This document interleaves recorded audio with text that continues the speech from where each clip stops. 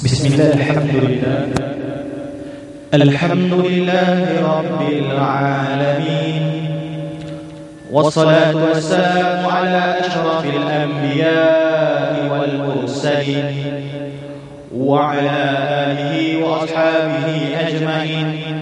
Allahumma nawwir qulubana bi nuri hidayatik kama nawwartal arda bi nuri samsika abadan abada birahmatika ya arhamar rahimin. Pertama-tama kehadapan kepada semua ayahanda, ibunda, ahli jawatan kuasa masjid, datuk doktor, kepada semua ilmuwan, para alim ulama, dan kepada semua hadirin dan hadirat, saya mulakan dengan lafaz Assalamualaikum warahmatullahi wabarakatuh. Alhamdulillah ala kulli hal, syukur kepada Allah Subhanahu wa taala. Saya berjaya sampai ke masjid ini untuk kali kedua.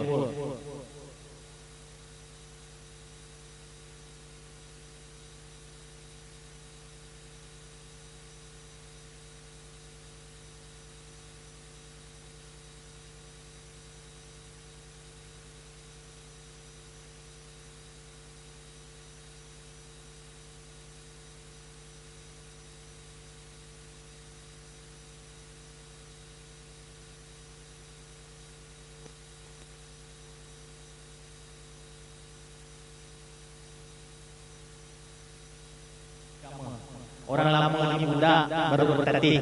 Maka kalau ada salah silap, mohon tunjukkan. Jadi tuan-tuan, Subhanahu wa taala, saya diberikan tajuk ini, tajuk membaiki hati dengan salat. Maka suka saya ibu ayah untuk straight to the point. Saya dulu suka juga tuan-tuan perempuan buat lawak, tapi sejak kebelakangan ni tak ada rasa. Orang sebut tak berani nak buat lawak. Kenapa tuan-tuan perempuan? 2 minggu lepas saya diberi 2 minggu lepas saya diberi satu amanah. Pada usia sangat muda ini saya diberi satu amanah oleh Kerajaan Negeri Selangor untuk pimpin satu rumah pemulihan. Saya ingat rumah pemulihan apa tuan-tuan perempuan, saya tak terima dulu amanah. Straight to the point, tuan. Terus kepada point saya. Saya kata rumah pelindungan apa, rumah pemulihan apa. Saya ingatkan orang dadah tuan-tuan, penagih dadah ataupun mungkin anak yatim. Dia kata, Ustaz, mari. Ustaz datang. Tuan-tuan, saya datang, tuan-tuan, apa yang berlaku? Saya terkejut. Rumah perlindungan ini semua perempuan. Benda ni lah tuan-tuan, dari minggu lepas dia cerita ni lah buat saya tak berani sangat walau kata orang. Sebab saya terima satu tamparan yang besar tentang satu perkara. Tuan-tuan, saya pergi ke sebuah rumah, nama rumah perlindungan ni tuan-tuan, rumah perlindungan. Dalam ni perempuan ada 3 anak-anak remaja perempuan. Anak-anak remaja perempuan berusia 15 tahun hingga 24 tahun. Mereka di dalam tuan-tuan, maksimum boleh terima 40 orang. Hari itu saya pergi tuan-tuan dalam 30 bawah 30 orang. Apa yang berlaku tuan-tuan, mereka kenapa masuk rumah perlindungan, rumah pemulihan, rumah pengasih ni? Rupa-rupanya mereka ini sedang menghadapi satu masalah yang dinamakan sebagai mengandung anak luar nikah ataupun anak tidak sah taraf. Bahasa kasar sikit, anak zina. Tuan-tuan perempuan, bila saya sungguh, saya tak senang. Kenapa bila saya tengok ada 30 orang, maksimum 40 orang, saya mula tanya, berapa ada rumah perlindungan macam ni dekat Selangor? Terengganu saya tak ada statistik tuan-tuan. Dekat Selangor berapa? Apa kata orang tu kata, ada lebih kurang 10. 10 saya kata kalau satu tempat boleh 40, maksudnya dalam satu masa 9 bulan ada 400 rumah. Sebab apa? 400 orang minta. Sebab setiap kali orang keluar pasti ada orang masuk. Tuan-tuan, saya mula cari tahu statistik berapakah anak tidak sah taraf di Malaysia. Saya cari tahu ni bukan apa tuan-tuan, sebab nak dapat unjuran. Saya nak dapat statistik, nak tengok berapa dan tak tengok keadaan Malaysia yang saya cintai sekarang. Tuan-tuan, puan-puan, maka saya bertemu dengan satu statistik.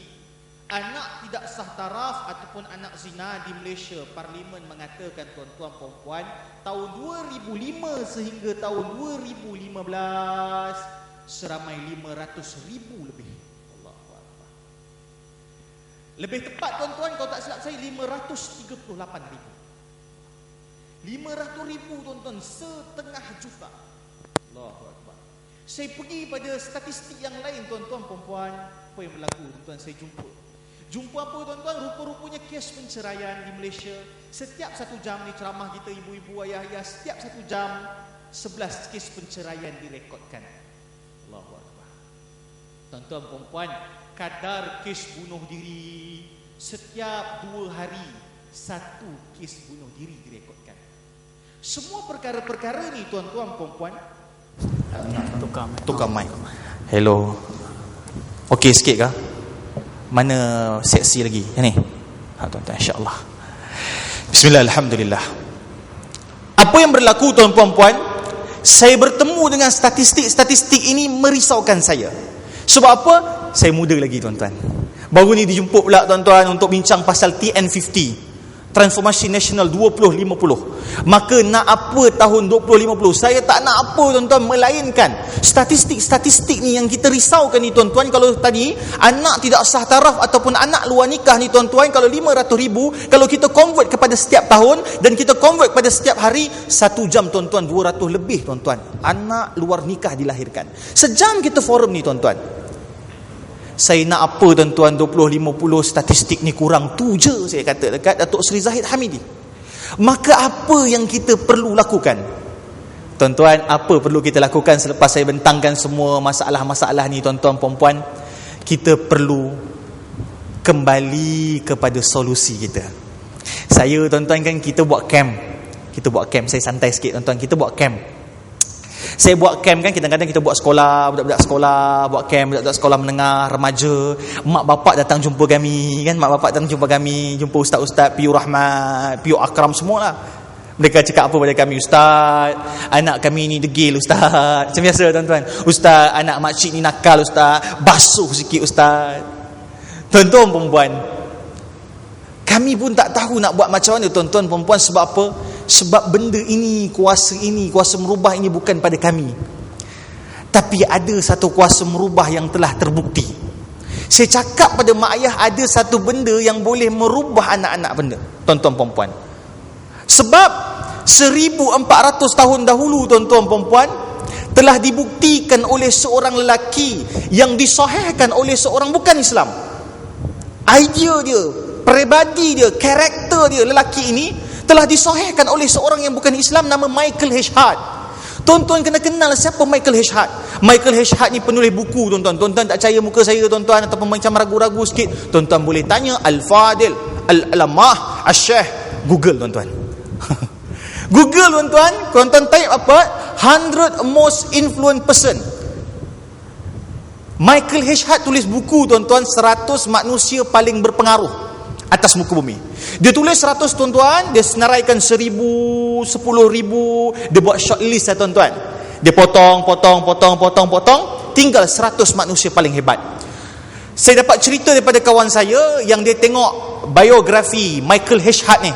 Kawan saya kata, Rahmat, Michael H. Hart ni dulu dia orang Kristian, Katolik. Kemudian lepas banyak tahun dia convert balik jadi atheist, convert balik jadi agnostik. Maksudnya apa tuan-tuan? Tak kisahlah, yang penting dia bukan agama Islam. Apa yang mengejutkan orang yang bukan beragama Islam, bahkan tak beragama ni tuan-tuan, dia tulis 100 manusia paling berpengaruh, nombor 3 dia letak siapa tuan-tuan? Nombor 3 dia letak Jesus Christ, Tuhan dia, ataupun bekas Tuhan dia. Nombor 2 tuan-tuan, dia letak Albert Einstein. Dia kira daripada seluruh manusia ni, tokoh-tokoh manusia ni, tokoh-tokoh pemimpin mereka yang melakukan perubahan kepada ketamadunan manusia, dia rankingkan tuan-tuan. Nombor 1 seperti mana yang kita dapat agak tuan-tuan, dia meletakkan Muhammad bin Abdullah ataupun Rasulullah sallallahu alaihi wasallam. Why? Kenapa tuan-tuan? Dalam mukadimah buku dia tulis, when I choose Muhammad, apabila aku memilih Muhammad, I can't deny, aku tak boleh nafikan, Muhammad the only man, Muhammad satu-satunya manusia, lelaki yang berjaya ubah ketamadunan manusia. sehingga hari ini. Tuan-tuan dan puan yang saya kasihkan Allah Subhanahu Wa Taala, tuan-tuan, apabila Sayyidina Umar Al-Khattab berjaya menawan Palestin, kan kita Isra' Mi'raj tuan-tuan, daripada Masjidil Haram ke Masjidil Aqsa. Zaman Nabi, ketika Nabi masih hidup, ghazwah Nabi tak berjaya buka kota Palestin, Baitul Maqdis. Umar berjaya buka Baitul Maqdis tuan-tuan. Umar berjaya dapatkan balik Masjidil Aqsa. Apa kata Umar? Kita dahulu hina jahiliyah. Michael Hashad pun nampak benda ni tuan-tuan. Sebab zaman itu zaman jahiliyah, zaman seteruk-teruk manusia, Nabi boleh ubah. Maka tuan-tuan, zaman kita belum seteruk zaman jahiliyah. Betul kita perlu risau, saya perlu risau dengan statistik ni. Bila saya risau tuan-tuan, saya jumpa dengan guru saya. Bila saya jumpa dengan guru saya, antaranya Ustaz Raja Mukhlis, saya jumpa semualah. Risau cerita pasal masalah-masalah ni. Apa mereka buat tuan-tuan? Mereka senyum. Tak apa, bertenang anak muda, bertenang. Orang muda tuan-tuan gelojoh. Bertenang anak muda. Bertenang Rahmat. Sebab kita pernah menghadapi lebih teruk daripada ini. Zaman jahiliyah. Umar kata kita dahulu hina, kita zaman jahiliyah teruk. Lebih kurang tak maksudnya. Islam muliakan kita. Islam ya'lu wa la yu'la alaih. Islam tu tinggi, tiada yang lebih tinggi daripadanya. Bagaimana Islam boleh ubah tuan-tuan? Ni nak bincang ni. Dengan solat kah? Dengan mana kah? Sebab kita semua solat tuan-tuan. Dan yang peliknya tuan-tuan, statistik menunjukkan sebaliknya. Apa Ustaz? Tuan-tuan, saya ni program PU, bukanlah nak bangga dengan PU tu tuan-tuan. Taklah. Tapi program PU ni tuan-tuan, rating dia tinggi. Statistik juga tuan-tuan. Tuan-tuan Astro, tuan-tuan tak ada Astro pun tak apa tuan-tuan, jangan risau, tak masuk neraka syurga pun tuan tak ada Astro. Saya pun tak ada Astro sampai hari ni. Tak ada, insya-Allah, alhamdulillah. Cuma nak cakap satu benda tuan-tuan. Statistik program Astro, program pencetus ummah menunjukkan rating yang sangat tinggi. Tinggi tuan-tuan. Tapi tinggi rating Astro pencetus ummah ni, tinggi juga maksiat. Kenapa? Ni nak cerita ni. Tuan-tuan, Astro dia buat program dia tengok rating. Tak cukup rating 1 juta, dia padam program tu. Nak cerita tuan-tuan sikit-sikit lah, sebanyak. Contoh tuan-tuan, program AF, Akademi Fantasia. Sikit hari lagi tu kena buang. Saya dapat tahu pada kawan saya kerja Astro lah. Sebab rating dia makan jatuh. Kami syukur tuan-tuan rating jatuh. Maksudnya orang tak nak tengok AF. Tapi tuan-tuan, mereka buat program lain, tuan-tuan nak ganti program AF. Program AF zaman Mawi 1 juta penonton. Satu orang bayar bil decoder tu RM30, 30 juta dia untung tuan-tuan. Tu baru bayar decoder. Belum kira iklan. 15 saat, 1 minit. Kenapa saya cerita benda ni tuan-tuan? Nanti kita relatekan, nanti kita kaitkan. Tuan-tuan, program AF makin lama makin turun rating. Ganti dengan program lain tuan-tuan. Apa tuan-tuan? Otai masih berdosa. Allahu Akbar. Program Otai masih berbisa tuan-tuan. Program nyanyi juga tuan-tuan. Berapa rating dia? 1.200.000. Lagi tinggi pada AF. Tapi program Otai ni tuan-tuan pun turun juga rating dia. Mereka buat program yang istiqamah dengan rating tinggi tuan-tuan. Orang Melayu suka berlawak tuan-tuan. Ustaz kalau tak berlawak, dia kata tak sedap lah ustaz ni. Tapi alhamdulillah saya tengok tuan-tuan muka keras ya tuan-tuan ya. Serius alhamdulillah. Tuan-tuan, program lawak Maharaja Lawak Mega 1.6 juta penonton. Tapi nak kait juga dengan Isra' Mi'raj, Allah sebut subhanallazi asra bi 'abdi, maha suci Allah yang memperjalankan hambanya. Allah boleh buat benda yang tak masuk akal bagi kita. Allah boleh ubah seteruk-teruk manusia jadi sehebat-hebat manusia. Allah boleh terbalikkan semua benda. Allah tunjukkan dekat rating pencetus ummah tuan-tuan. Tuan-tuan tahu berapa tuan-tuan rating? 2.100.000. Tinggi tuan-tuan. Mula-mula kami seronok ni. Kami raikan kemenangan rating tuan-tuan. Maksud rai tu kami syukurlah tuan-tuan. Oi ramai rupanya nak program-program agama. Tapi pada masa sama tuan-tuan, tinggi juga statistik maksiat. Kenapa? Kita solat tapi tak berjaya mencapai maqasid salat yang Allah gariskan, maqasid tujuan salat yang Allah gariskan dalam Al-Quran.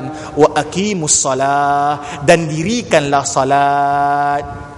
Untuk apa? Sesungguhnya solat itu mencegah fahsya dan mungkar. Tuan-tuan puan-puan yang saya kasih kepada Allah Subhanahu wa taala, kenapa ini tak berlaku? Kenapa bila solat tak mencegah kemungkaran tadi? Ini ya tuan-tuan, kena dengan tajuk kita. Bijaklah orang buat tajuk ni tuan-tuan. Bijak orang buat tajuk ni tuan-tuan. Apa tajuk dia tuan-tuan? Baiki hati dengan solat. Baiki hati solat dengan solat tuan-tuan. Masuk pula hadis dalam diri anak Adam itu ada seketul daging. Jika daging ini baik, maka baiklah seluruh anggotanya. Daging itu digelar kalbu, hati tuan-tuan. Tuan-tuan yang saya kasih kepada Allah Subhanahu wa taala, bagaimana dengan semua benda yang saya ceritakan ni kita nak kaitkan semuanya? Nak kaitkan tuan-tuan, kita kena pergi balik dekat zaman jahiliah. Zaman jahiliah tuan-tuan, guru saya ahli Majlis Fatwa Negeri Sembilan, nama Datuk Yusri. Dia kata apa sahaja saya, Rahmat, apa tu jahiliah? Apa tu jahiliah? Saya bila tok guru tanya tuan-tuan, takut tuan-tuan. Sebab takut salah, satu. Tapi jangan takut salah tuan-tuan. At least bila kita salah ada orang betulkan. Saya takut tau, lepas masa adik-adik anak-anak muda kan, adik remaja semua ni, mula-mula dulu nak pergi audition PU takut. Takut apa? Takut malu salah. Tapi kata guru saya, dengan malu itulah dapat belajar. Jadi tuan-tuan puan-puan, apa berlaku? Saya bila dia tanya apa tu jahiliah, saya kata jahiliah ni tak ada tamadun. Betul Rahmat. Tapi kalau nak cakap dekat orang awam, jahiliah ni apa? Ahli Majlis Fatwa Negeri Sembilan ni dia berseluruh dengan saya tuan-tuan. Dia kata apa? Dia kata tuan-tuan, jahiliah ni dalam bahasa kita orang Minang ni, bodoh bertingkek-tingkek. Bodoh sangat-sangat. Zaman jahiliah Rahmat, kata dia pada saya, apa yang berlaku? Orang zaman jahiliah, kalau perempuan mereka datang haid, perempuan mereka datang darah kotor, mereka akan kurung dalam bilik. Okey lagi tuan-tuan, mereka akan bagi makan daripada bawah pintu. Tak cukup dengan tu, kalau perempuan-perempuan yang hamba sahaya, yang tak ada taraf sosial yang tinggi, akan dicampakkan ke tengah padang pasir ataupun ke dalam gua-gua. Jadi tuan-tuan puan-puan, apa maksud saya tuan-tuan? Bagaimana Nabi berjaya ubah manusia yang dulu pandang teruk, pandang hina kepada perempuan, sehingga menaikkan darjat perempuan begitu tinggi, sehingga kan Sayyidatina Aisyah menjadi rujukan kepada segala permasalahan fik. Apa yang Nabi buat sampai Nabi boleh ubah masyarakat sebegini? Tak cukup dengan tu tuan-tuan, kalau perempuan sedang mengandung, makcik perempuan sedang mengandung. Kan ni sekarang zaman sister in Islam tuan-tuan. Sistem Islam, Masya Allah, tak tahulah macam mana gaya fikir dia. Dia duk jaja kata Islam ni diskriminasi manusia, perempuan khususnya. Dia kena tengok sejarah balik. Ketika Aristotle, ketika semua orang-orang falsafah barat sedar yang masyarakat dia teruk dengan perempuan, Nabi buat perubahan.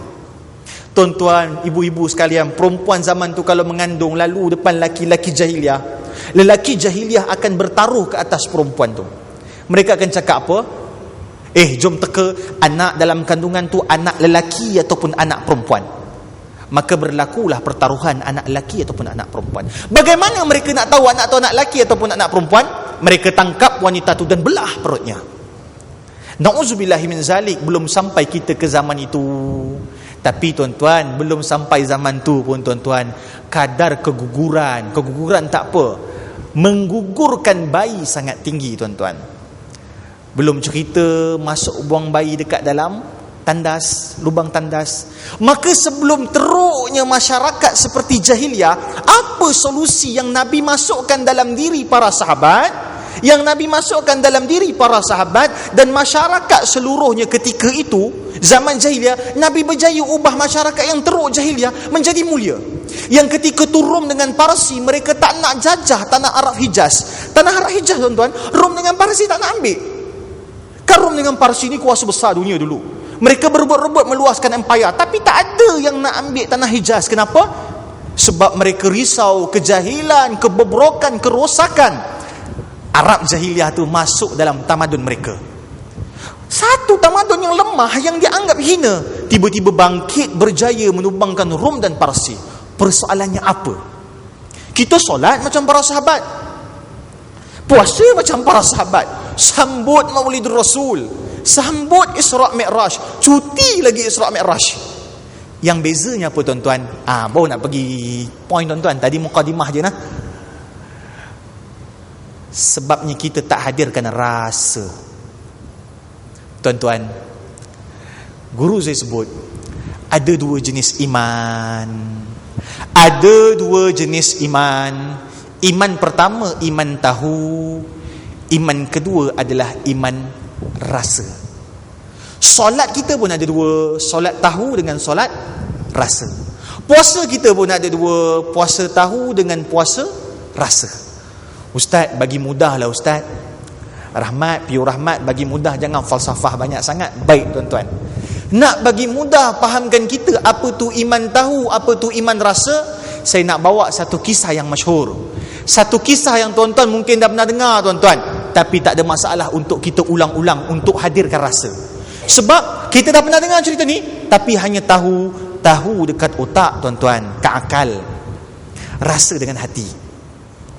Ceritanya tuan-tuan perempuan, dulu tuan-tuan perempuan ada seorang tuan guru, kita panggil seorang syekh yang besar. Ini cerita ni tuan-tuan kalau belajar mengaji pondok, biasalah tok-tok guru pondok cerita bila cerita akidah. Cerita ni cerita rekaan, tapi nak fahamkan kita hakikat sebenar iman tadi. Ada seorang syekh, ada seorang tok guru, dia ada sebuah pondok. Pondok dia tuan-tuan perempuan ada 1000 anak murid. Ada 1000 anak murid tuan-tuan perempuan. Maka tok guru ni mula nak cari dia punya apprentice. Mula nak cari siapa yang boleh gantikan tempat dia. Boleh carikan siapa yang boleh sambung legasi perjuangan dia. Sebab daripada 1000 orang ni hanya seorang je yang boleh bantu dia nanti. Yang betul-betul dia boleh, semua boleh, cuma nak cari the best man. Tuan-tuan apa dia buat tuan-tuan? Dia buat ujian. Daripada 1000 ni tinggal 3 orang top 3 yang terbaik. 3 orang yang paling cemerlang ni tuan-tuan perempuan dipanggil apa berlaku tuan-tuan perempuan? Mereka diberikan setiap seorang itu seekor burung ataupun seekor ayam. Tuan-tuan tahu cerita ni tuan-tuan? Ulang-ulang tuan-tuan sebab hanya tahu belum rasa. Apa dia tuan-tuan? Tok guru ni panggil 3 orang ni. Tok guru ni bagi kepada mereka setiap seorang ini seekor burung ataupun seekor ayam. Tak cukup dengan seekor burung dengan seekor ayam, diberikan lagi ibu ayah sebilah pisau. Bila diberi sebilah pisau, seekor ayam ataupun seekor burung, tok guru tadi bagi satu tugasan. Tugasan dia apa tuan-tuan? Aku nak antara kalian bertiga ini ada seorang yang boleh selesaikan tugasan aku. Tugasannya adalah aku nak kalian menyembelih burung ini mengikut mazhab Syafi'i. Wah, okey. Sembelih ikut mazhab Syafi'i belum habis lagi.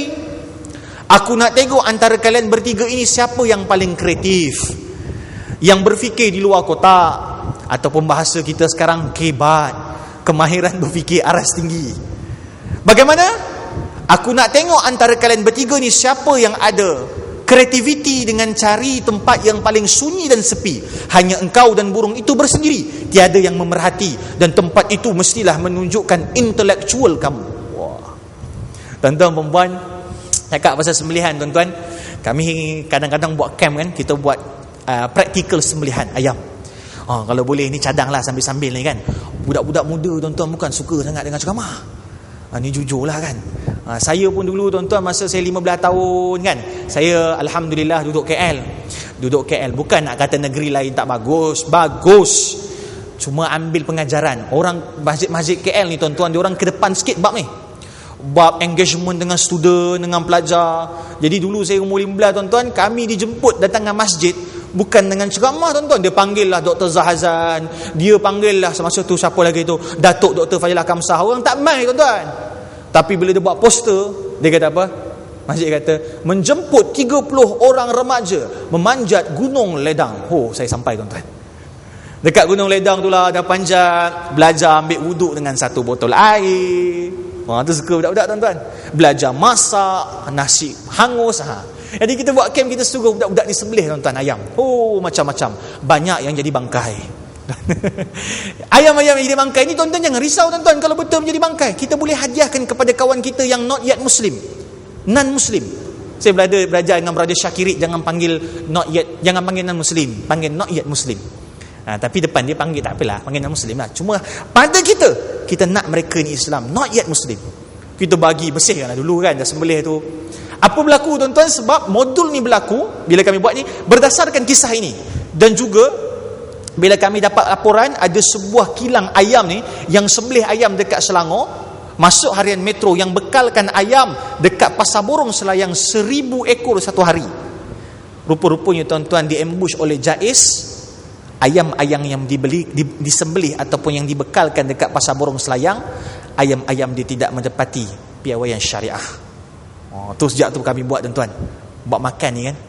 Jadi tuan-tuan kami buat sembelih tuan-tuan, kelakar lah tuan-tuan. Tuan-tuan cuba buat lah. Kita buat mudah tuan-tuan. Cari 50 orang, satu tim 5 orang tuan-tuan. Cari 10 ekor ayam. Satu tim 5 orang, satu tim tu dialah sembelih, dialah yang bersihkan, dialah apa semua dia. Patut ayam-ayam tu bagi ibu-ibu kita masak. Malam tu rewang tuan-tuan, makan lah ramai-ramai. Sambung balik cerita tadi. Apa yang berlaku tuan-tuan puan-puan? Tiga anak murid ni pergi. Anak murid pertama balik selepas 10 minit.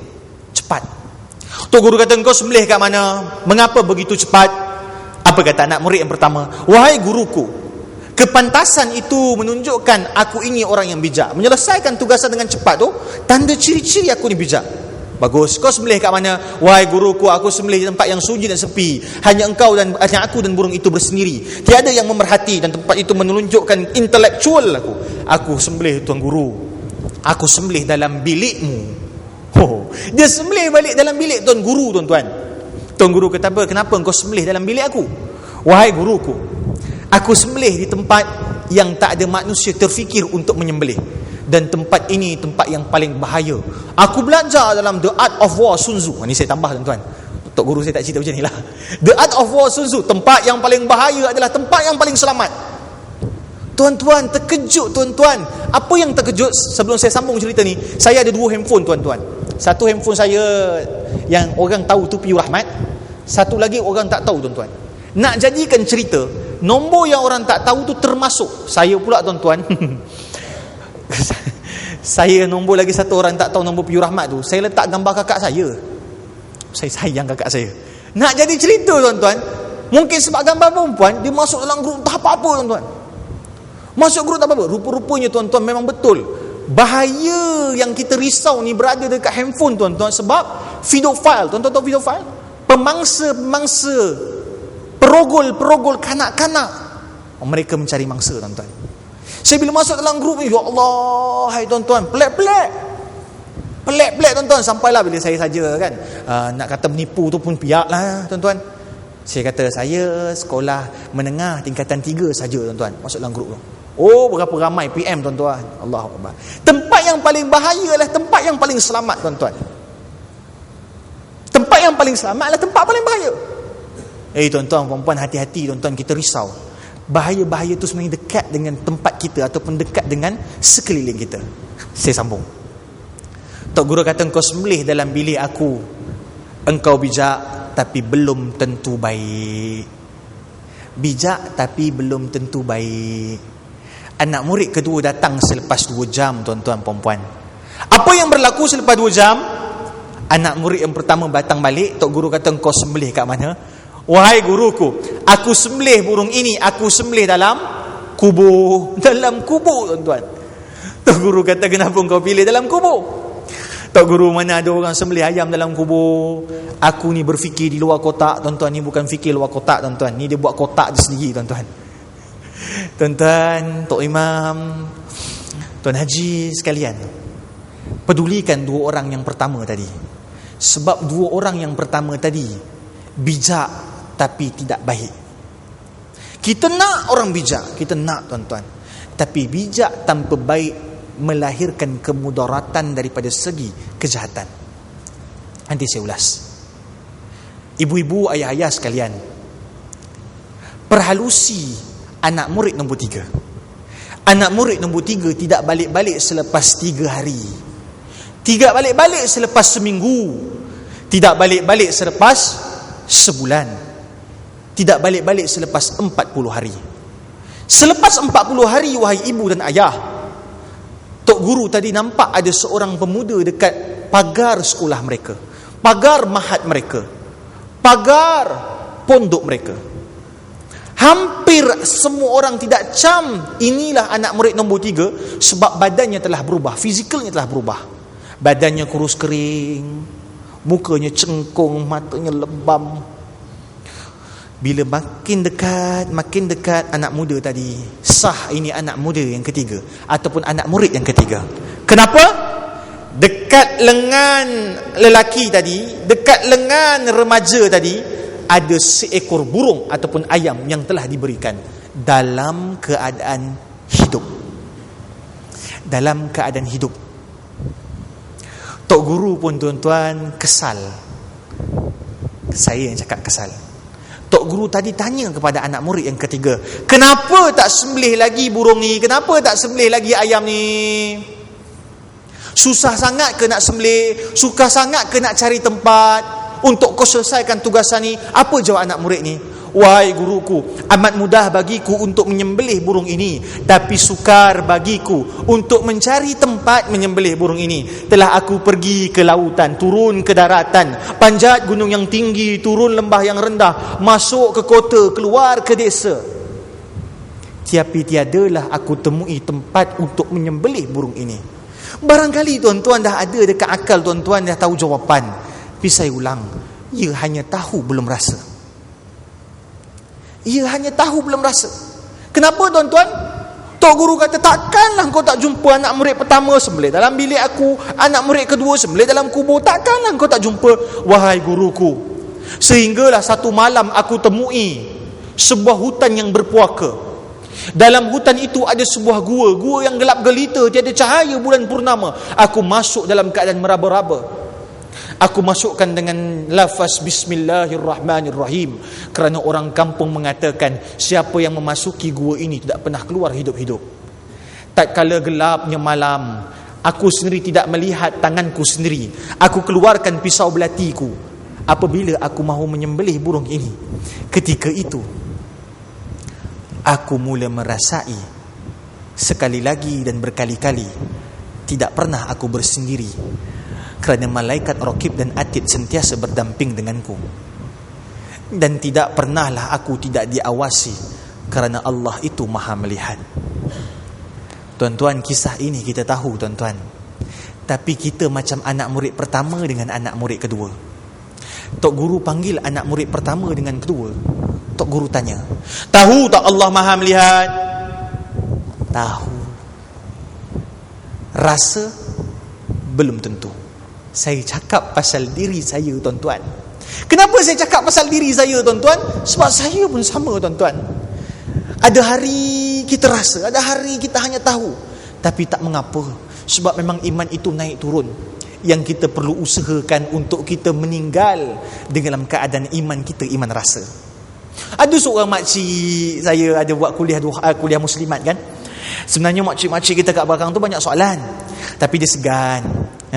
Jadi bila saya buat kuliah muslimat, banyaklah soalan-soalan makcik. Antaranya ada satu soalan tu, tuan-tuan perempuan, dia kata, Ustaz cerita pasal iman rasa Ustaz. Makcik rasa, dia kata, makcik rasa. Ustaz cerita pasal iman rasa, makcik rasa. Iman rasa ni milik ustaz-ustaz lah. Kami ni kerani, kami ni accountant. Mana ada orang yang boleh dapat iman rasa Ustaz kalau kami tak mengaji tinggi-tinggi? Kan saya kata, awak cerdik tapi tidak baik, kata tok guru tadi pada anak murid pertama kan, kedua. Tuan-tuan, saya pergi Sudan, Afrika, hantar bantuan kemanusiaan. Orang Afrika tuan-tuan, dia orang masih ada yang menggunakan bahasa Arab. Masih lagi, ramai, banyak lagi.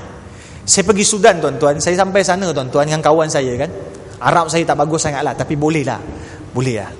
Kami cerita pasal sang kancil tuan-tuan. Sebab saya baru pertama sekali jumpa kharuf tuan-tuan. Apa nama, kambing tu lah. Jadi kami kata kambing ni tak ada dekat kampung kami, dekat Malaysia. Saya pun tunjuk kat budak-budak ni kancil tuan-tuan. Saya kata kancil ni kalau kat negara kami dia bijak. Budak-budak Arab ni pun kata, macam mana dia bijak? Amu kata, pakcik, macam mana dia bijak? Saya kata bijak dia, dengar cerita ni. Saya ceritalah sang kancil dengan buaya tuan-tuan. Cerita sang kancil dengan buaya, cerita turun-temurun kita. Saya pun suka cerita tu tuan-tuan. Bila saya cerita, tiba-tiba budak-budak Afrika ni tuan-tuan tutup telinga. Tuan-tuan, ya Allah tuan-tuan, tak pernah lagi piu ceramah untuk telinga tuan-tuan. Dia tutup telinga, kita kata lemada, kita kata kenapa? Wahai budak, kenapa? Kenapa kau tutup telinga pakcik? Tamu pakcik. Kancil bijak tapi kancil jahat pakcik, dia kata. Saya kata kenapa pula kancil jahat? Teringat tok guru kata tadi, bijak tapi belum tentu baik. Kancil bijak tapi jahat. Kenapa? Sebab kancil tipu buaya. Buaya tak buat salah pun pakcik, dia kata. Allahu Akbar. Kebijaksanaan yang tidak didasari dengan amanah, tidak didasari dengan conscious ataupun merasai bertuhan, akan melahirkan lebih banyak fahsyak dan mungkar. Dia solat tuan-tuan puan-puan, dia belajar agama, tapi pelajaran agamanya memecah belahkan ummah, persengketaan demi persengketaan. Kita belajar untuk solat tuan-tuan, untuk abdikan diri pada Allah, tapi kita bertelagah tentang hukum-hukum fiqh yang kecil-kecil dalam solat. Tidak lahir untuk mengubati hati dalam solat. Tidak lahir lagi sifat-sifat solat tadi untuk memperbaiki diri kita. Sebab solat kita hanya solat tahu, belum solat rasa. Iman kita tak ada iman rasa tuan-tuan, hanya iman tahu. Ini makcik, bila makcik cakap pada saya bawa mana-mana cerita makcik ni, hanya ustaz-ustaz dia ada iman tahu, iman rasa. Saya teringat tuan-tuan, satu hari saya ceramah kat Gombak. Tuan-tuan, habis ceramah macam biasalah, ada makan. Malam ni pun ada, betul imam? Ada. Ustaz-ustaz ni tuan-tuan, dia ceramah saja ada makan. Tu yang gemuk tu tuan-tuan. Tuan-tuan, satu hari tu saya ceramah dekat Gombak, dekat Greenwood, ada masjid tepi jalan. Habis ceramah macam biasa, nak pergi makan, kami keluar masjid. Saya tengok semua orang pakai slipper, maksudnya makan kat luar. Saya kata, Tok Siap makan luar ke? Ustaz makan luar. Macam mana nak naik 2 kereta ke? Naik asing-asing ke naik 1 kereta? Ustaz, kita jalan kaki je Ustaz. Lah, jalan kaki, saya kata. Kat mana dekat ke? Dekat Ustaz tu. Dia tunjuk kat tepi, tuan-tuan, ada seorang pakcik meniaga mihun sup tepi masjid.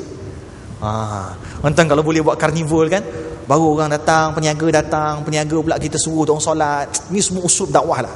AJK masjid lagi pandai lah. Tuan-tuan, apa berlaku? Kami pergi makan tuan-tuan. Saya kata, apa yang special kat sini? Saya sajalah nak borak dengan Tok Siap. Apa yang special kat sini Ustaz? Sini Ustaz tak ada special. Semua mihun sup RM5.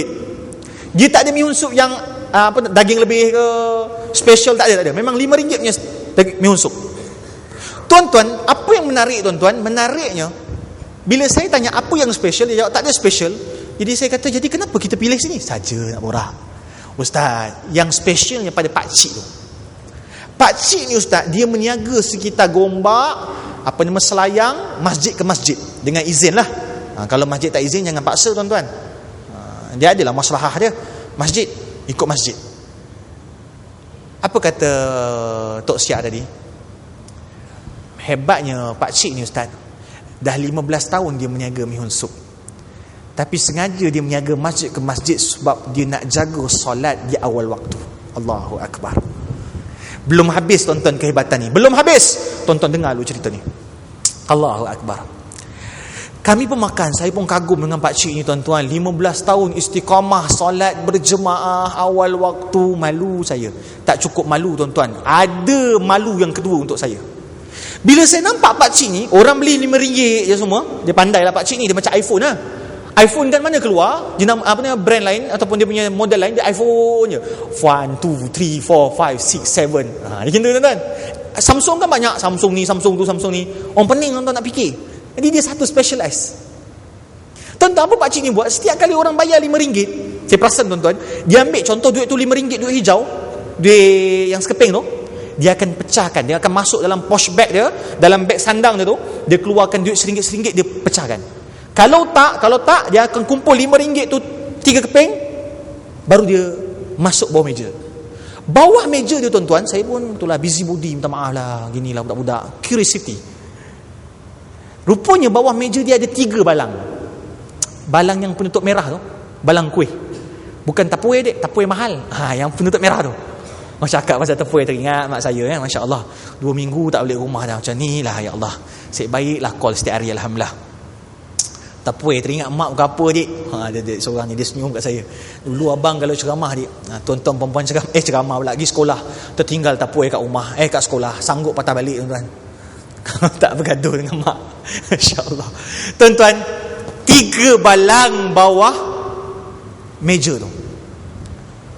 Tuan-tuan, setiap kali dia dapat duit, dia akan pecahkan kepada 3. Saya perasan tu tuan-tuan, dia laju dia buat. Dia akan cabut daripada RM5 tu, dia akan cabut RM2. RM2 dia akan masuk balang pertama, RM2 lagi dia akan masuk balang kedua, RM1 lagi dia akan masuk balang ketiga. Ataupun kadang-kadang saya nampak dia kumpul dulu RM5 3 keping, lepas tu RM5, RM5. Tuan-tuan, saya teringat selalu pesan ayah saya, Rahmat, jangan pandang enteng pada orang lama dalam agama. Orang lama dalam agama, tuan-tuan perempuan lah, mereka ni ada keistimewaan mereka, yakni istimewa mereka ni istiqamah. Saya belum tentu tuan-tuan umur macam tuan-tuan perempuan saya duduk masjid, belum tentu. Tapi insya-Allah moga-moga saya juga istiqamah dengan macam tuan-tuan. Jadi bila ayah saya pesan, kalau jumpa orang-orang lama dalam agama ni, pergi menuntut dengan mereka. Saya nampak tuan-tuan, saya pun tanya pada pakcik tu, pakcik, ustaz. Dia terkejut tuan-tuan. Kenapa? Ustaz, saya nak tanya, pakcik, saya nak tanya tu, bawah tu 3 balang tu apa tu? Oh, ustaz, saya nak kongsi, tapi moga-moga bukan riak lah, dia kata. Moga-moga bukan takabur lah. Tak apalah pakcik, jangan risau, insya-Allah moga-moga benda ni manfaat untuk saya. Apa berlaku tuan-tuan? Dia cerita, ustaz, 3 tabung ni ustaz mewakili 3 keutamaan. Tabung yang pertama adalah tabung modal. Dia sambung tuan-tuan, berapa ramai orang meniaga, orang Melayu kita meniaga, termakan modal, dia kata. Jadi tabung pertama ni tabung modal. Saya kata pakcik ni bukan calang-calang, ada pengurusan keuangan. Tabung yang kedua tabung kedua ni tabung untung. Wah, untung tapi campur juga dengan kos overhead ataupun kos rencam lah. Tayar kereta, benda-benda macam tu lah. RM2 ni untuk tabung rencam ataupun tabung untung, guna untuk pakcik pakai untuk anak bini pakcik. Baik pakcik. Tabung yang ketiga, saya kata pakcik, saya tahu pakcik tabung ketiga. Apa dia? Saja nak borak. Apa tabung ketiga tak? Tabung ketiga pakcik, tabung ketiga ni mestilah tabung simpanan kan? Pakcik dia kata, salah salah ustaz. Simpanan kalau tabung nombor 2 ada lebih, baru simpan. Wallahi tuan-tuan, saya tak sangka jawapan dia untuk tabung ketiga. Tabung ketiga ni apa pakcik? Tabung ketiga ni tabung infak. Allahu Akbar. Tabung infak ni tuan-tuan, malu muka saya ni tuan-tuan. Saya lah kononnya PU, pencetus ummah. Ni habis ceramah, salam Tok Imam, salam AJK Masjid, dapat sampul. Mesti tuan-tuan sekarang ustaz dapat sampul tuan-tuan. Belum tentu saya mencontohi pakcik tadi yang ada tabung yang ketiga, 1/3 daripada dana dia, daripada pendapatan dia infakkan. Pakcik ni mengingatkan saya kepada Sayyidina Uthman bin Affan yang menginfakkan 1/3 daripada hartanya untuk perjuangan Islam. Tuan-tuan, saya tanya pada pakcik tu satu soalan je. Pakcik, apa buat pakcik ada tabung nombor 3? Apa jawab pakcik ni? Pakcik rasa dah Allah tu kaya. Dia senyum tuan-tuan. Pakcik rasa dah Allah tu kaya, bererti saya belum rasa Allah kaya waktu tu. Kan? Tabung datang, masjid datang, kita tidur. Tak tidur, senyum. Tuan-tuan, saya saja provoke pakcik tadi. Saja. Pakcik ni tuan-tuan, dia bawa van, tuan-tuan tahu C20 tuan-tuan. Yang dia tengkuk tuan-tuan, van Nissan Venet tuan-tuan. Tuan-tuan tak tahu ni semua geng-geng Subaru ni. Nissan C20 tuan-tuan, Nissan buruk tu. Saya kata pakcik, kat mana yang Allah kaya, Allah bagi rezeki kat pakcik tu? Saja. Dia tahu saya provoke dia, saja anak ni. Tu van rosak, van buruk, niaga pun satu payung, saya kata. Pakcik tahu kamu saja, tapi pakcik nak ceritalah. Pakcik rasa dah Allah tu kaya, pakcik banyak rezeki dah Allah bagi. Satu keluarga pakcik tak ada sakit berat-berat. Satu keluarga pakcik tak ada yang kena penyakit kanser. Anak pakcik 4 orang, 2 orang masuk universiti, seorang JPE, alhamdulillah. Dua orang lagi yang bawah tu, yang seorang tu macam malas sikit belajar. Tapi tak apalah, dialah yang pakcik harapkan nanti mandikan jenazah pakcik, kafankan pakcik, sebab pakcik nampak dia boleh. Tuan-tuan, pakcik tadi bukan lulusan Al-Azhar. Pakcik tadi bukan lulusan Jordan, bukan orang agama yang berceramah dekat depan ni. Tapi dia ada rasa, tuan-tuan. Rasa ni hadir bila hati kita ni bulat kepada Allah. Dan untuk capai hati yang bulat kepada Allah melalui solat. Pusing-pusing tuan-tuan baru pergi solat, tuan-tuan. Sebab tuan-tuan, solat inilah waktunya yang sepatutnya kita berbicara dengan Allah, kita borak-borak dengan Allah, kita ngobrol dengan Allah. Tapi tak, sebab kita tak faham makna solat. Berapa ramai yang rasa benar-benar sifat-sifat Allah tadi. Kan kita hafal, orang Melayu kita bagus, tuan-tuan. Tak, tempat lain pun tak ada, tuan-tuan. Saya pergi Turki pun hebat lagi orang Melayu kita. Hebat apa, tuan-tuan? Hafal nama Allah, bagus. Nas'aluka ya, kan tu. Hafal. Tapi tuan-tuan, kita belum lagi pergi satu persatu nama-nama Allah. Kita tak menjiwai, merasai nama-nama Allah itu yang kita sebut dalam solat. Contoh, bila kita angkat takbir, tuan-tuan, Allahu Akbar, Allahu Akbar.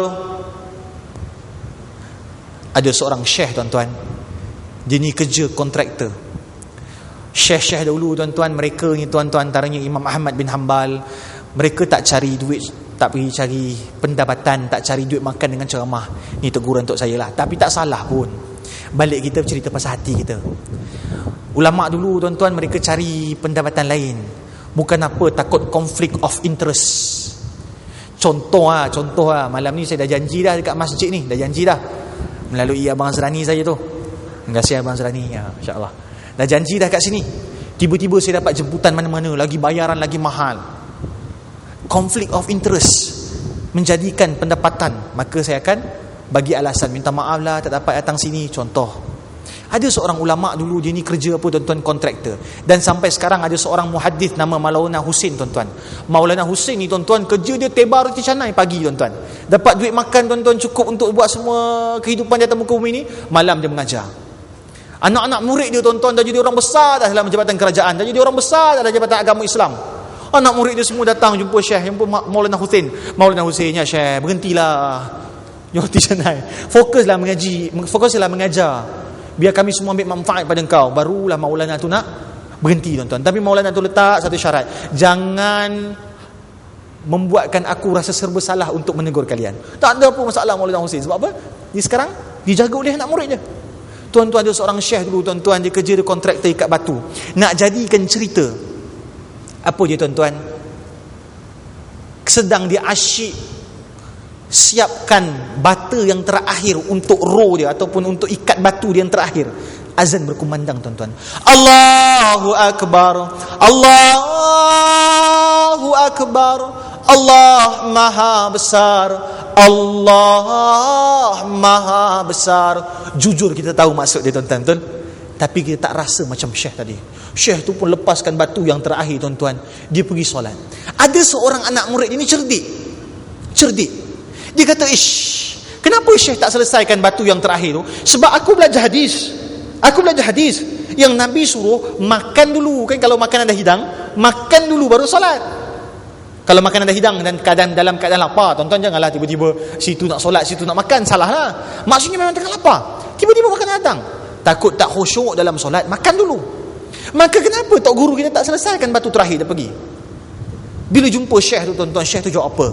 Benar, selesaikanlah tugasan kita ni yang terakhir tu.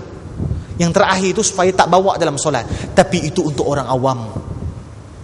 Takkanlah aku hari ini nak membesarkan batu tadi, membesarkan pekerjaan tadi lebih daripada Allah. Sedangkan apabila azan berkumandang Allahu Akbar, bererti Allah Maha Besar, Allah lebih utama, Allah yang lebih utama daripada segalanya. Maka apabila kita solat, tuan-tuan, untuk memperbaiki hati kita, apabila kita angkat takbiratul ula, apabila kita angkat takbiratul ihram yang pertama, tuan-tuan, Allahu Akbar, kita tinggalkanlah segala macam bentuk pemikiran yang ada dalam kita yang menyebabkan kita hari ini menduakan Allah dalam solat. Tuan-tuan, bukan tuan-tuan je, saya pun sama tuan-tuan. Sampai ada guru saya kata, saya hari tu pernah hilang barang tuan-tuan. Hilang barang saya kata kat guru saya, bukan dalam grup WhatsApp lah. Cikgu-cikgu saya kan ramai, saya kata, doakan handphone hilang. Rahmat, dirikanlah 2 rakaat salat. Nanti insya-Allah syaitan akan ganggu dan syaitan akan tunjuk dekat mana handphone kau. Sebab kita tuan-tuan, time solat lah ingat semua benda, betul? Ingat kerja, ingat benda hilang, ingat benda-benda yang tertunggak. Sebab hati kita belum bulat ketika mengangkat takbir kepada Allah. Baikilah hati dengan solat bermula dengan takbiratul ula. Apabila kita angkat takbir pertama tadi, kita merasai, menjuai kebesaran Allah. Alhamdulillahi Rabbil Alamin. Segala puji bagi Allah, Tuhan semesta alam. Allah, tuan-tuan, kalau kita faham betapa besarnya alam ini, tuan-tuan. Ada satu video, tuan-tuan, kalau saya tunjuk biasa kat camp, tuan-tuan, kat budak-budak sekolah, tunjuk satu video geng-geng NASA buat, nak tunjukkan betapa kecilnya kita. Orang NASA buat video tu, diorang nak kata manusia ni terlalu kecil untuk tak ada signifikan, nak kata gitu. Tapi bila kita pandang dengan kacamata agama, tuan-tuan, video nak kata apa? Kecilnya kita di sisi Allah, besarnya alam ini dan besarnya kesusahan Allah. Sebab kun fayakun, Allah buat dalam masa 6 hari ataupun 6 waktu seketika. 6 waktu, bukan 6 hari, 6 waktu seluruh alam ini. Maka kuatnya Allah, hebatnya Allah, yang kita yang kerdil ini kalau pandang daripada helikopter view. Saya tuan-tuan pergi Sarawak, minta maaf, pergi Sabah, tuan-tuan. Tiba-tiba pilot tu kata apa kat kami, kita sekarang berada di atas puncak Gunung Kinabalu. Saya pula datang pergi program, tuan-tuan, dengan saya punya abang lah. Abang saya ni Masya Allah hebat lah. Bila dia tengok cermin, tuan-tuan, dia tengok Gunung Kinabalu, dia kata kita berada di atas Gunung Kinabalu. Kalau tak silap saya nak pergi Labuan, memang akan lintas. Kawan saya ni, abang saya ni duduk sebelah saya, dia ucap Allahu Akbar, Allahu Akbar, Allah. Orang semua selfie, tuan-tuan. Orang semua ambil gambar. Sebab apa? Atas Gunung Kinabalu. Dia sebab apa? Alhamdulillah, Allahu Akbar, Subhanallah, Subhanallah.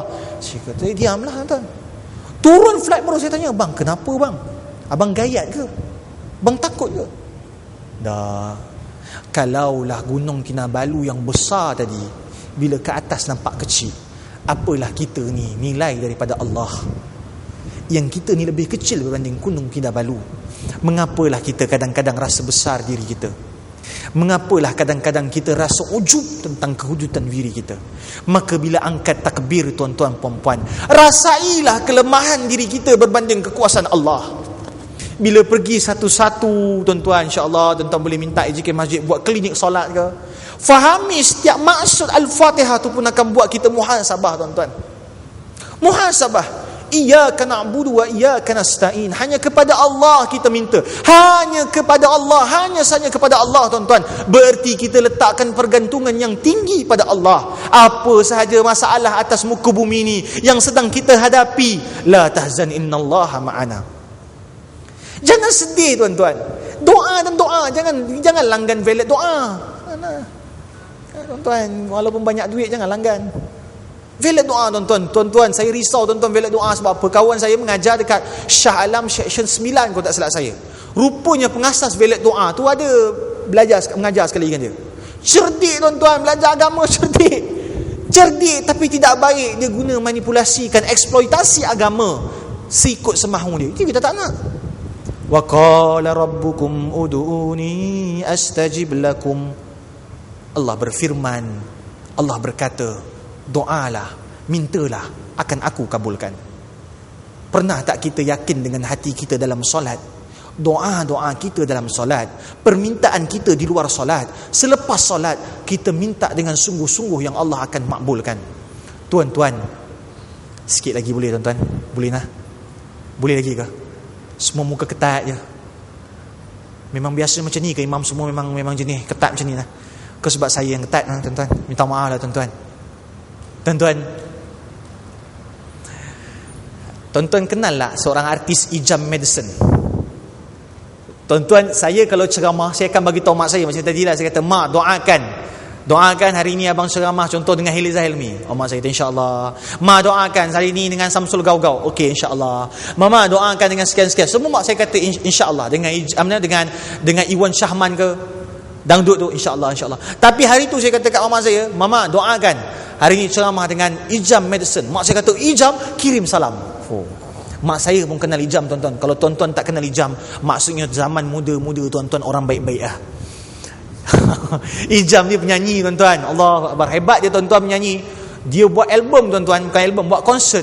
Konsert dia tuan-tuan satu kepala masuk RM50. Yang datang konsert dia 100,000 orang. 100,000 darat RM50 berapa tuan-tuan? 5 juta tuan-tuan ringgit. 5 juta apa kata Abang Ijam pada saya, Rahmat, malam tu kami tidur dekat hotel atas duit. Ni cerita tak tipu punya. Memang tidur atas duit dia kata. Tuan-tuan perempuan, apa Abang Ijam kata? Abang Ijam ni tuan-tuan, rupa-rupanya mak dia tuan-tuan dengan ayah dia ni orang baik-baik. Ayah dia ni tok guru pondok tuan-tuan. Tak besar dia punya pondok, tapi ada anak murid dia. Dan ramai orang datang jumpa jumpa ayah dia ni untuk ambil sanad.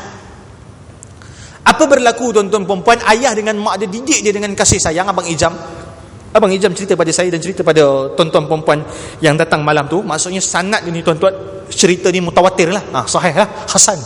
Sebab saya dengar sendiri pada dia. Tuan-tuan, apa Abang Ijam kata? Mak dengan ayah dia ajar dia untuk bacaan Al-Quran berlagu. Semualah Tarannum ajar. Bila ajar Tarannum, mak dia dengan ayah dia berniat moga-moga anak ini akan masuk pertandingan tilawah Al-Quran. Apa yang berlaku tuan-tuan perempuan? Abang Ijam keluar pergi Singapura zaman tu. Pergi Singapura tuan-tuan, pendekkan cerita Abang Ijam. Apa yang berlaku pada Abang Ijam? Abang Ijam terjebak dengan rock. Tuan-tuan, bila dia terlibat dengan rock tuan-tuan, hancur masa depan dia. Dan hancur lebih berteruk adalah hati mak ayah dia. Bila hancur teruk hati mak ayah dia tuan-tuan, dan sekarang bila dia dah berhijrah, dia dah jadi lebih baik tuan-tuan, dia balik rumah dia tuan-tuan. Bila balik rumah, dia balik walaupun dalam keadaan rockers tu pun dia balik. Cuma kali ni bila dah baik dan sampai kebaikan daripada mak dia kata apa pada Ijam? Alhamdulillah, makbul pun doa mak.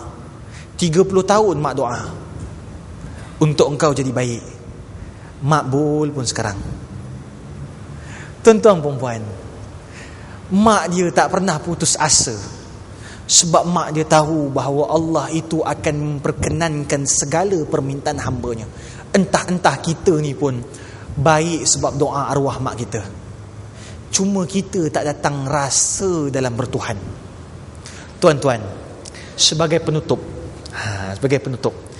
saya tadi pergi airport awal, datang sini semua kan. Besok ada 2 slot lagi, insya-Allah. Tuan-tuan doalah. Sebagai penutup, saya nak bagi tugasan pada tuan-tuan. Tugasan apa tuan-tuan? Tugasan untuk ubat hati kita.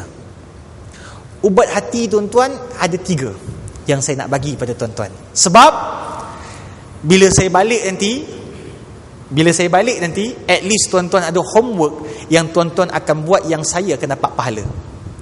Tugasan yang pertama tuan-tuan, balik ni tuan-tuan cari balik Asmaul Husna, 99 nama Allah. Print ke, tuan-tuan beli poster ke, ikut tuan-tuan lah, download dekat Google ke, kat internet ke. Tuan-tuan cari 99 nama Allah dengan maksudnya.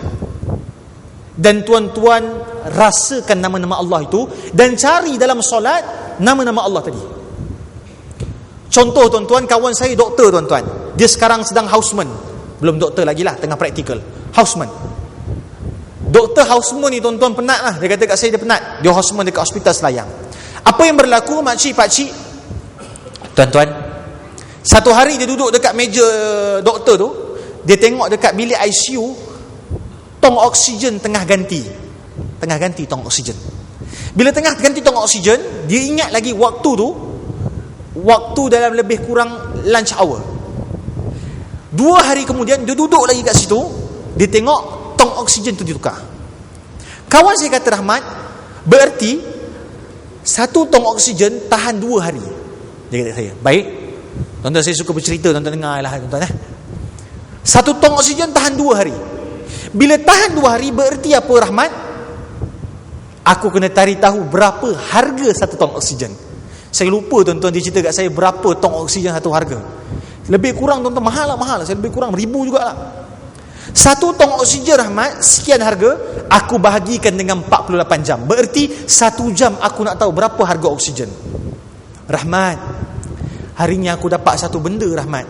Sayangnya Allah dengan kita, bersifat pemurahnya Allah dengan kita, Ar-Rahman Ar-Rahim. Pergi satu-satu nama Allah tuan-tuan, cuba rasa dengan diri kita. Sayangnya Allah dengan kita Rahmat, Allah tak pernah hantar invoice, Allah tak pernah claim, Allah tak pernah minta hujung bulan tong-tong oksigen ataupun harga oksigen atas segala yang diberikan pada kita. Dan baiknya Allah dengan kita Rahmat. Dia kata pada saya, dia tazkirah saya tuan-tuan, kalau kita buat dosa pukul 12, Allah tak sekat oksigen pukul 1. Mengingatkan saya tentang satu peperangan tuan-tuan. Last. Saya bila kata last, tuan-tuan jangan percaya Satu perang pakcik, Tuan Haji sekalian, Hajjah sekalian, satu perang Nabi suruh asingkan tawanan perang. Nabi suruh asingkan yang lelaki dengan yang perempuan. Yang perempuan pula Nabi suruh asingkan dengan kanak-kanak. Tiba-tiba tuan-tuan, ada seorang perempuan ni, dia sedang menyusukan anak dia. Dia sedang menyusukan anak dia, ibu ayah sekalian, tuan-tuan. Dia minta izin kepada Nabi dan tentera muslimin untuk apa? Bagi anak dia kenyang dulu baru boleh pisahkan. Tuan-tuan, mak dalam keadaan perang tuan-tuan, dalam keadaan perang dia sempat fikir anak dia untuk kenyang dulu. Apa kata Nabi kepada Umar dan juga Abu Bakar As-Siddiq? Nabi kata apa? Ya Umar, ya Abu Bakar, kau nampak tak kasih sayang seorang ibu? Lebih kuranglah tuan-tuan bahasa Melayu dia. Kau nampak tak kau nampak tak yang sekarang kasih sayang seorang ibu kepada anaknya? Nampak ya Rasulullah. Apa kata Rasulullah seterusnya? Kalian rasa adakah seorang ibu ini mahu bercerai dengan anaknya, berpisah dengan anaknya? Tidak ya Rasulullah. Kau lihat kasih sayang tu. Kita lihat kasih sayang seorang ibu kepada anak, tapi kasih sayang Allah kepada hambanya lebih besar berbanding seorang ibu kepada anak. Sebab seorang ibu jujur, kalau anaknya melakukan kesilapan akan dihukum serta-merta. Tapi tidak Allah. Allah tangguhkan hukuman kita untuk kita bertaubat. Maka bila kita solat, sampai hubungan kita dengan Allah, recall balik, didik hati kita untuk menjiwai dan merasai Allah. Maka balik ni cari nama-nama Allah tu kan, pergi satu-satu. Al-Adlu, Allah Maha Adil, satu. Adilnya Allah dengan kita. Kan kita biasa cakap, ya Allah engkau tak adil ya Allah, engkau tak adil ya Allah, aku ni ya Allah kerja malam siang malam ya Allah, banting tulang ya Allah. Kan kita selalu cakap yang tu. Kita mengungkit dengan Allah. Ya, tak ada masalah kalau kita nak meraih simpati Allah, tapi jangan sampai kita mengungkit seolah-olah Allah tu tak adil. Macam seorang kawan saya, sambung lagi cerita tuan-tuan, biarlah tuan-tuan, saya ada seorang kawan tuan-tuan, ada rakaman tak? Kalau tak ada rakaman saya cerita. Tuan-tuan yang cerita kat luar lah, tapi cerita pun tak apa. Dia kerja Petronas tuan-tuan. Kan sekarang oil and gas masalah. Dia kena buang kerja tuan-tuan.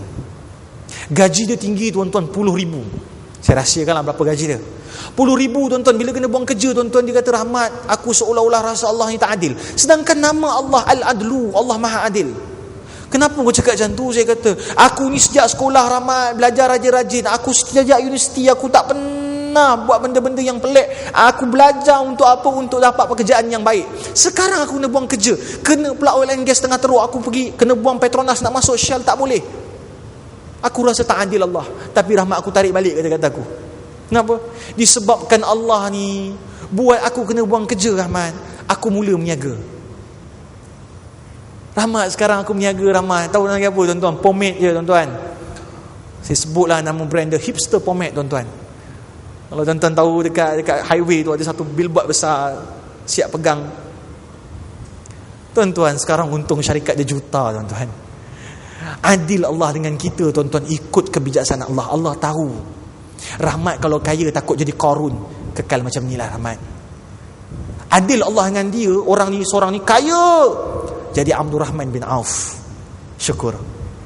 Tuan-tuan, adil Allah pada kita ni, ikut acuan Allah. Maka pergi satu-satu nama Allah, cari maksud Allah. Cari maksud Allah. Cari maksud Asmaul Husna. Okey? Satu tugasan. Tugasan yang kedua, boleh? Boleh saja, bukan buat pun nanti. Okey, insya-Allah buat. Tugasan yang kedua tuan-tuan, tuan-tuan cari nama satu zikir ni, ma'thurat. Ada seorang makcik tanya, ustaz, kenapa ma'thurat bukan manzil? Siapa boleh buat manzil? Manzil. Siapa boleh buat ma'thurat? Ma'thurat. Saya pilih ma'thurat sebab pendek. Kita kan sibuk. Sibuk sangat. Jadi kita tak sempat baca ma'thurat. Ada orang yang panjang sikit boleh baca manzil. Apa ni tuan-tuan perempuan? Himpunan zikir-zikir Nabi yang Nabi amalkan. Zikir ala bi zikrillahi tatma'innul qulub. Barang siapa yang berzikir kepada Allah, hatinya akan tenang. Dengan berzikir, hatimu akan tenang. Maka tuan-tuan, ubat hati ni tuan-tuan, solat itu sendiri penuh dengan zikir dalam solatnya. Subhana rabbiyal azimi wa bihamdi. Itu zikir. Tahu maksud? Cari tahu. Bagi rasa.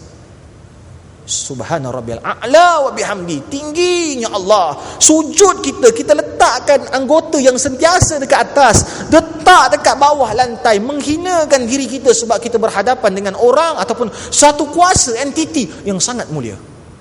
Allahu Akbar. Allah Maha Besar. Tuan-tuan, maksurat. Kenapa saya tunjuk yang ni? Sebab handphone kita kan tak ada benda-benda Islamic. Install lah. Paling tidak buka handphone, Allahu Akbar, ada benda nak ingatkan kita pada Allah. Jadi yang satu lagi ni, apps ni, saya tak dapat apa-apa persen pun tuan-tuan, tak ada apa pun. Cuma Ustaz Don yang handsome tu, yang baik, yang bagus, ceramah, dia dengan kuis buat satu apps nama Maksurat ni, boleh tekan play tuan-tuan. Kan kita ni bacaan tak tartil, lain imam kita, masya-Allah. Tekan play tuan-tuan. La yukallifullahu nafsan illa wus'aha. Dekat apps ni pula tuan-tuan, boleh baca sekali dengan Ustaz Don. Dekat bawah tu ada tulis fadilat, ataupun ada tulis hadis Nabi yang menyokong, ataupun hadis Nabi yang menyarankan zikir-zikir ini. Kan ni zaman orang suka tanya dalil. Tengok banyak dalil tuan-tuan. Tak buat juga, jangan tanya lagi lah dalil mana. Dah buat tuan-tuan. Buat tuan-tuan, insya-Allah tuan-tuan. Antaranya barang siapa yang membaca 10 ayat daripada surah Al-Baqarah, diikuti dengan ayatul kursi, diikuti dengan sekian-sekian dalam hadis tadi, insya-Allah rumahnya tidak akan datang, ataupun syaitan tidak akan datang ke dalam rumahnya. Berarti apa tuan-tuan? Rumah kita ni kalau ada zikir dibacakan dengan zikir tadi, insya-Allah benda-benda yang dianggap sebagai apa, ilmu hitam ni tak boleh masuk tuan-tuan, insya-Allah. Penguat tuan-tuan, baca tuan-tuan. Bukan penguat untuk rumah kita je, yang paling penting hati kita. Baca dengan makna dia. Subhanallah. Ustaz, bila nak baca? Bacalah bila-bila pun.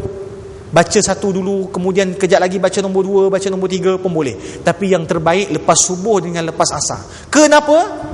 Sebab lepas subuh dengan lepas asar, waktu yang diharamkan solat. Maka tak boleh solat, kita zikir. InsyaAllah. 2. Yang ketiga, boleh lagi kah? Yang ketiga tuan-tuan, yang ketiga, iman tahu dan iman rasa. Solat tahu dan solat rasa. Puasa tahu dengan puasa rasa. Saya dah bahas panjang tentang rasa bertuhan. Ulama sebut antara tanda lagi untuk lahirkan rasa adalah rasa cinta pada Nabi. Rasa cinta pada Nabi, maka manifestasi cinta kita kepada Nabi.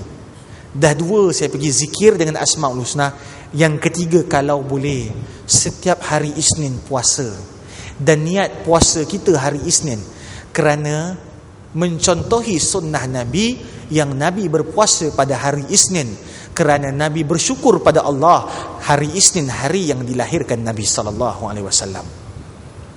Cuba amalkan tuan-tuan untuk puasa Isnin, manifestasi cinta kita pada Nabi. Orang tanya saya, apa solusi untuk semua benda ni? Macam yang saya jawab tadi, iman rasa. Tapi kita lupa nak pergi tekankan tentang cinta Nabi. Cinta Nabi ni tuan-tuan, sebagai penutup, saya janji penutup. Cinta Nabi inilah solusi segala masalah. Ingat tadi awal tadi saya cakap, saya ceramah dekat 40 orang, 28 orang anak-anak remaja yang sedang mengandungkan anak zina. Saya ceramah dengan diorang tuan-tuan perempuan. Masa tu ceramah Maulidur Rasul. Saya cakap pada mereka, Nabi sayang mereka. Apa mereka jawab pada kami, saya tuan-tuan, bila saya kata Nabi sayang mereka? Sebab Nabi inilah yang angkat darjat wanita, Nabilah yang tidak benarkan untuk para lelaki menindas para wanita. Nabilah yang sayang pada para wanita. Apa kata salah seorang budak perempuan tu tuan-tuan? Dia kata apa? Ustaz, kenapa yang kami jumpa lelaki tak macam Nabi, yang kami jumpa lelaki semua lelaki? Saya sebut tuan-tuan, sial. Dia geram tuan-tuan. Saya kata apa? Solusi masalah anak tidak sah taraf ni tuan-tuan, anak zina ni tuan-tuan, solusi dia cinta Nabi. Orang akan cakap pada saya, ustaz, simplistiknya, mudahnya. Saya rasa ada solusi yang lebih besar. Solusi dia cinta Nabi tuan-tuan. Kenapa saya kata cinta Nabi? Saya kata pada adik-adik perempuan tadi, yang lalu biarkan lalu. Yang kamu jumpa lelaki-lelaki yang teruk tu biarkan. Sekarang fokus yang dalam kandungan. Kalau anak tu anak lelaki, kalau kita boleh buat tuan-tuan pada generasi kita, insya-Allah statistik akan turun. Kalau anak tu anak lelaki, ajarkan cinta Nabi. Sebab kalau dia cinta Nabi, dia tak akan buat benda buruk pada perempuan. Kalau anak tu anak lelaki membesar, menjadi lelaki budiman macam Nabi, dia tak akan buat perkara terkutuk kepada seorang perempuan. Dan kalau anak tu anak perempuan, ajarkan juga cinta Nabi. Kenapa? Kalau dia cinta Nabi, insya-Allah dia akan menjaga maruah dirinya, sebab dia tahu Nabi sangat menyayangi dirinya, dan Nabi berpesan kepada dia melalui hadis-hadis Nabi untuk menjaga maruah dirinya hanya kepada lelaki yang bergelar suami. Selesai satu masalah tuan-tuan. Bunuh diri, ajarkan cinta pada Nabi. Kenapa? Sebab Nabi akan menangis apabila ada satu jenazah Yahudi melalui depan Nabi. Kenapa Nabi menangis tuan-tuan? Telah pergi satu jasad tanpa beriman kepada Allah. Nabi tak nak jasad ini masuk ke dalam neraka Allah. Maka kalau dia nak bunuh diri, kalau dia cinta Nabi, dia tahu larangan Islam untuk bunuh diri, maka dia akan hentikan pembunuhan diri dia. Sebab dia tahu Nabi sayang diri dia. Nabi tak nak dia masuk dalam neraka. Apa lagi statistik tuan-tuan? Penceraian, tuan-tuan, semuanya solusi dengan cinta Nabi. Tapi kita belum rasa cinta Nabi, kita hanya tahu bernabi. Tuan-tuan, cukup sekadar tu tuan-tuan, insya-Allah. Minta maaf atas kurang lebih. Minta maaf lah tuan-tuan, biasa memang santai ceramah, tapi hari ni tegang sikit ya. Tapi tak apa, insya-Allah. Moga-moga Allah Subhanahu Wa Taala hari ini nilai kita semua sebagai penghuni syurga Allah, kerana kita duduk dalam taman-taman syurga. Kata ulama, antara tanda orang itu akan duduk di taman syurga, di dunia dia duduk di taman-taman syurga, yakni taman-taman majlis-majlis ilmu. Tuan-tuan perempuan, Datuk Badri Shah Alauddin berseluruh, dia buat lawak lah, saya cakap mungkin tak kelakar. Datuk Badri Shah kata, kalau ulama sebut tanda orang tu masuk syurga, dekat dunia duduk taman-taman syurga. Tapi kalau orang nak tengok orang tu bukan ahli syurga ataupun ahli neraka, pergi haji, hari-hari pergi Masjidil Haram, tapi bila balik haji, haram nak pergi masjid tuan-tuan. Jadi tuan-tuan perempuan, muhasabah bagaimana diri kita dalam beragama. Jadi saya tutup majlis kita dengan bacaan doa. Minta maaf, nak buka soalan ke? Tak perlulah ya, malu saya. InsyaAllah kita tutup dengan bacaan doa. Wa qala rabbukum ud'uni astajib lakum. A'udzu billahi minasy syaithanir rajim. Bismillahirrahmanirrahim. Alhamdulillahi rabbil alamin. والصلاة والسلام على أشرف الأنبياء والمرسلين وعلى آله وأصحابه أجمعين. اللهم نور قلوبنا بنور هدايتك كما نورت الأرض بنور شمسك أبدا أبدا برحمتك يا أرحم الراحمين. Ya Allah, ya Tuhan kami, wahai Allah yang memiliki hati-hati kami. Ya Allah, sebagaimana Engkau kumpulkan kami dalam majlis ini, kumpulkan kami ke dalam syurga-Mu.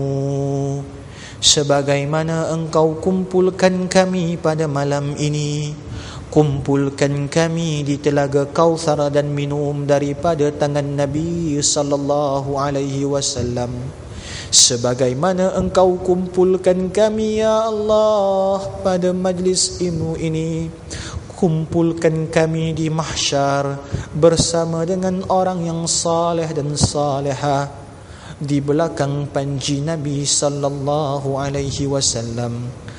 Allahumma inna nas'aluka salamatan fid din wa afiyatan fil jasad wa ziyadatan fil wa barakatan fir rizq wa taubatan qabla al-maut wa rahmatan indal maut wa maghfiratan ba'dal maut.